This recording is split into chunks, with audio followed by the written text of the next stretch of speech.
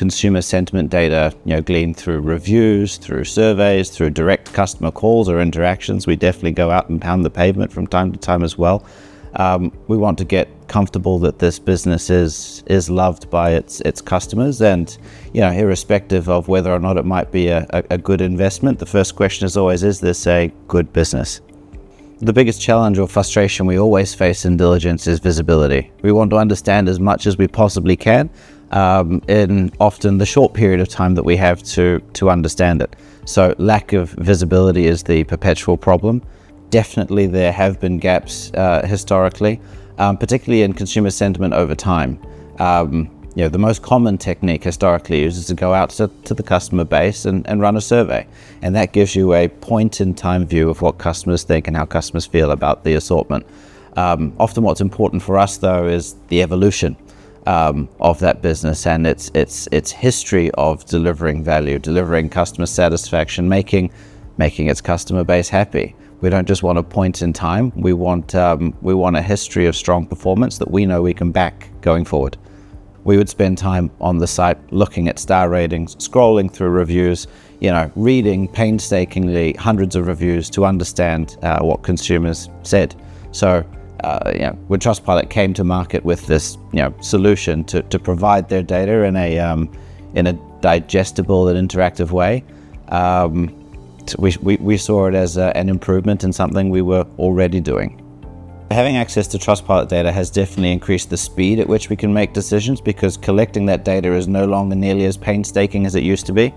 The other thing is, because Trustpilot data is there and ready to be processed, ready to be used and mined, I think it's allowed us to write more nuanced consumer surveys as well, because there are often themes that come out of the reviews that you realize you'd want to explore. But you wouldn't have known that otherwise if you'd gone to market with a survey. You may have gotten some of that back in free text responses, but you wouldn't have been able to do the second round of double click and follow on type questions that we can now preempt looking at Trustpilot reviews. So Trustpilot's data, I think, has its impact across every stage of the investment lifecycle, from sourcing. If we see momentum in lots of positive reviews and an increasing number of reviews being written, that's a signal that we'd want to dive further into and just understand what's going on with this company and whether it might be a future potential investment. I think every investor who invests in a consumer business should care about consumer sentiment, authentic consumer voices reflecting back on the quality of the product or the service that they've received from a business. And as investors, we can fill a gap in mining those reviews consciously and packaging up that feedback for board level discussions and featuring that in our value creation planning, so that we can help the companies in our portfolio get better and better at serving their customers, which ultimately is what's going to shape that company's longevity. And a company with great longevity is a company that's a great investment for us.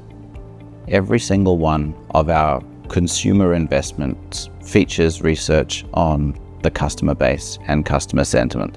And I think every single one of those diligences leverages Trustpilot data. It allows us to identify both the strengths of a business, the things that the customers love them for, but also those areas for improvement. And I think a healthy company, because no company is perfect and gets it right every single time, but a healthy company is one that can take those reviews, that feedback constructively, and address those things, those issues enthusiastically. I think TrustLayer is essential for any consumer investor, just in the same way that it's essential to understand the real, authentic consumer sentiment of any business that you're purchasing. I think Trustpilot's uniqueness in capturing consumer sentiment in that purchase moment, or in that moment of frustration when they're venting their sentiment online, I think in both cases it's incredibly valuable for shaping our perspective on whether or not this company is a great investment, and for the companies what they can continue to work on and celebrate what they're doing well.